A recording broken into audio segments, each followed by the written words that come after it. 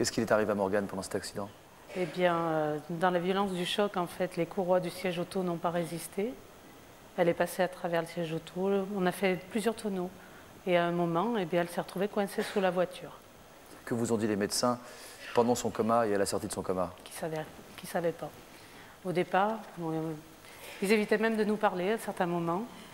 Moi, je les ai vus vraiment dans la salle de réa un jour où elle allait vraiment très mal.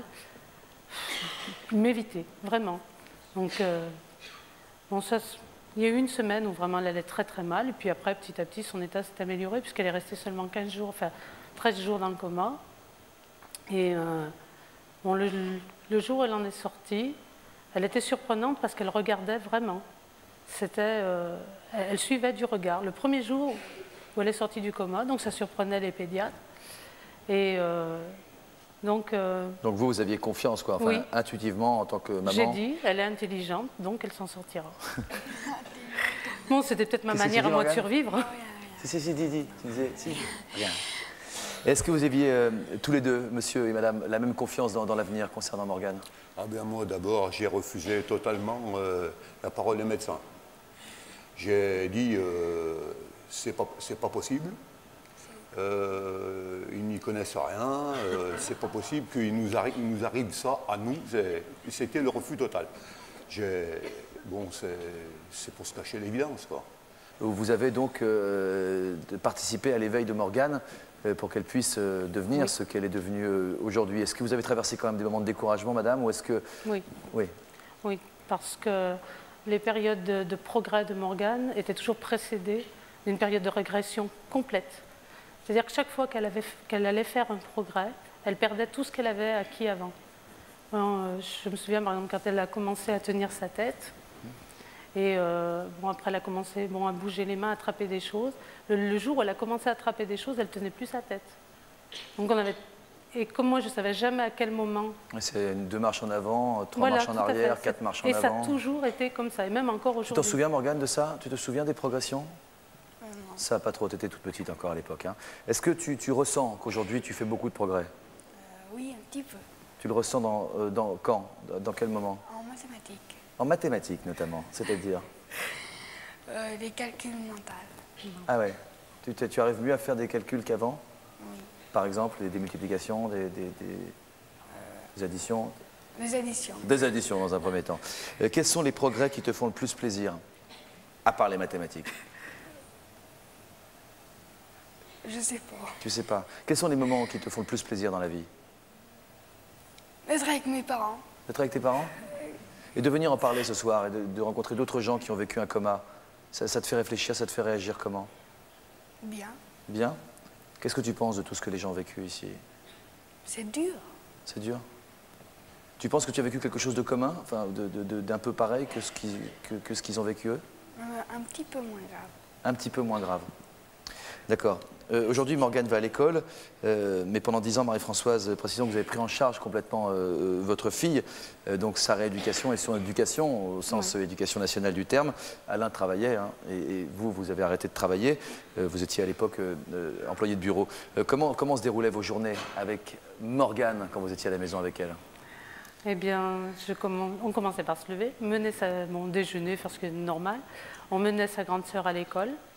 Ensuite, je rentrais, puis on attaquait la rééducation. Enfin, ce que moi, j'appelais rééducation, puisque bon, j'ai inventé au fur et à mesure. Hein. Parce que nous, on a été largués complètement par l'hôpital. Morgane, quand on est sorti de l'hôpital, elle avait quelques gouttes de Gardénal à prendre par jour et 2 séances de kiné par semaine. Et le reste, c'était débrouillez-vous. Et comment elle était physiquement, cette petite fille d'1 an? Elle avait le côté gauche paralysé. Hémiplégie, donc elle aussi. Ben, Oui, Sherazade. Elle n'ait pas eu de rééducation ambulatoire. C'était comme ça. Hein. c'était comme ça. C'est à 11 mois, ça n'avait pas marché, enfin, généralement les Non, enfants. il n'y avait pas de structure pour les enfants, apparemment, je suppose, dans la Le kiné n'est pas chez vous? Il venait 2 fois par semaine. Si, le kiné, oui. Le kiné 2 fois 2 fois par semaine? Oui. C'est- Et on avait... Moi, je vais en profiter pour lancer un message. Parce que moi, quand j'étais à l'hôpital, bon, les médecins, ils ne peuvent pas tout vous dire. Ça, c'est clair qu'ils ne peuvent pas passer 2 heures avec chaque patient. Mais moi, ce que je faisais, bon, ben, moi, je suis très curieuse. Et puis, bon, peut-être qu'aussi, c'est parce que je suis enseignante et que je veux savoir, etc. Je suis allée voir tout le monde. Je suis allée voir l'orthoptiste, je suis allée voir le neuropsychologue. Et je leur ai demandé ce que je pouvais faire à la maison pour le faire progresser.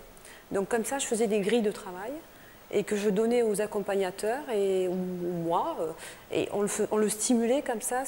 Et ça, c'est quelque chose que les gens peut-être devraient faire s'ils n'y pensent pas. Alors, madame, elle, pendant ce temps, inventait des méthodes de rééducation. Ouais. Qu'est-ce que vous avez inventé comme méthode, par exemple? Des choses qui pourraient vous faire rire. On a passé beaucoup de temps dans la baignoire, parce que c'était l'endroit où elle se détendait le plus dans l'eau. Donc c'était facile, c'était un petit bébé, je me mettais avec elle. Donc pendant des heures, je faisais bouger ce bras qui ne voulait plus bouger, cette jambe. Bon, on faisait des jeux, enfin, tout ce qu'on peut inventer avec un bébé, bah, moi, c'était plus dans un but de jouer, c'était dans un but de la rendre plus souple, et puis de lui réapprendre certains gestes. J'ai transformé un peu la maison en centre de rééducation, dans le sens que j'avais transformé mon canapé, puisque il y avait des coussins qui s'enlevaient. Ça me permettait de l'asseoir un petit peu, de la caler, puis de la tirer vers moi pour qu'elle redresse sa tête, et ce qu'on fait avec tous les bébés, je veux dire. Donc vous avez été beaucoup avec elle. Oui. Donc tu as été beaucoup avec ta maman avant d'aller à l'école. Est-ce qu'il t'arrive de trouver tes parents un peu envahissants? Oui. Non. C'est-à-dire? Si il me demande de faire mon high-tech toutes les 4 secondes. Ah oui, c'est ça. T'as l'impression qu'on te laisse pas beaucoup tranquille? Oui. Est-ce que tu te sens différente des jeunes filles de ton âge? Oui. Dans quelle mesure? Comment? Parce que... Tu te sens plus petite? Ouais. Plus petite? Plus fragile? Non. Aussi forte? Moins quand même. Moins quand même. Mais en tout cas, courageuse et déterminée. Vous avez toujours été estomaquée par la détermination de votre fille. Et pas seulement nous, mais les médecins qui l'ont rencontrée, et les instituteurs qui s'en sont occupés, les professeurs aujourd'hui sont surpris de sa puissance de travail. Et du fait que lorsqu'elle ne comprend pas quelque chose, lorsqu'elle n'arrive pas à faire quelque chose, elle le refera toujours à un moment donné. Il lui faut beaucoup de temps. Elle ne peut pas comprendre plusieurs consignes en même temps. Il lui faut toujours des consignes claires, précises et simples. C'est sûr que quand elle fait un problème, pour elle, c'est compliqué.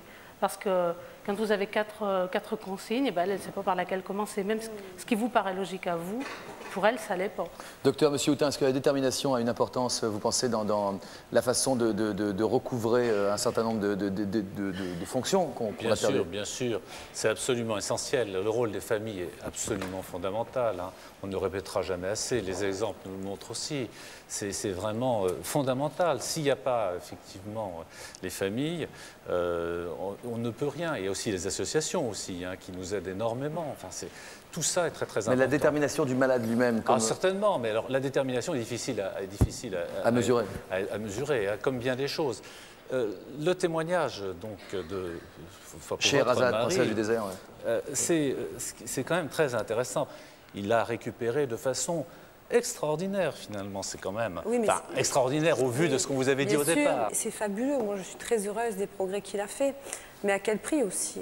Une stimulation régulière, quotidienne, et s'il n'y a pas cette stimulation, il régresse. Alors cette stimulation se fait avec les familles bien sûr, mais se fait aussi initiée au maximum dans les centres de rééducation neurologique qui sont souvent qui sont toujours extrêmement efficaces. Il y a un nombre d'intervenants très importants qui ne sont pas ici, dont on n'a pas demandé l'avis, mais bon, je parle des ergothérapeutes, des psychothérapeutes, des kinésithérapeutes, des infirmières, des psychomotriciens, des médecins qui eux-mêmes font la rééducation et qui eux se battent. Qui ont choisi une spécialité, enfin je veux dire en tout cas de travailler avec des gens qui sont vraiment, où il faut vraiment être courageux pour y arriver. Mais à l'inverse, comment vous expliquez que madame n'ait pas été aidée par exemple? Alors là, on ne savait pas que les psychomotriciens existaient. C'est nous qui avons cherché des médecins. Moi, je suis allée à l'hôpital un jour voir un médecin pour lui demander de l'aide parce que je ne savais plus quoi faire avec Morgane. J'étais arrivée au bout de ce que je savais faire.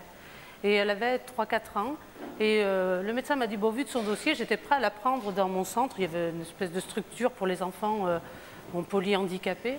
Et il me dit, mais qu'est-ce que vous voulez que je fasse de plus que vous? Oui. Bon, bah d'accord. Et entre-temps, j'avais aussi rencontré un psychiatre. C'est vraiment le seul médecin qui a un jour apporté de l'aide à Morgane et à moi pour arriver Un mot, madame, je voudrais parler complètement peut-être de la force de l'amour et des sentiments, je veux dire, aussi pour redonner envie à quelqu'un de vivre. Je pense que ça compte, vous avez dû le ressentir chez Razad. Je pense que vous le ressentez, David, on vous voit quand on vous voyait dans le reportage avec votre épouse en train de lui parler, il y a une communion entre les deux, et on sent que ça donne à votre... Enfin, je ne voudrais pas positiver Ouais, pour non, mais positiver. c'est clair, simplement, je peux le faire que très peu de temps, et puisque vient de dire le docteur, ce qui est important, c'est la famille aussi, et autour, en plus de la médecine, c'est aussi important d'être là.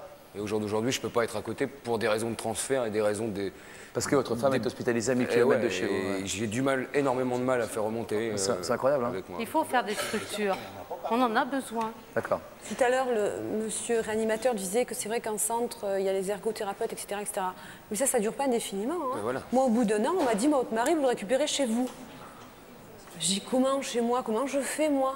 Je dis, je vais pas pouvoir faire tout ça, comment je vais faire? Et c'est là que je me suis retrouvée pendant 1 an et demi à déprimer parce que on n'avait personne. Donc ça ne dure pas indéfiniment. Je comprends cet aspect des voilà. choses. Je voudrais poser une question à Morgane. Est-ce que maintenant que tu t'es sorti, que tu arrives à vivre, d'abord à t'amuser dans la vie, même si tu n'es pas toujours de bonne humeur, m'ont dit tes parents?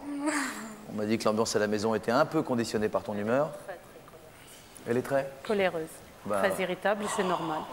Quoi? Même pas vrai? Tu te sens coléreuse ou pas, Morgane?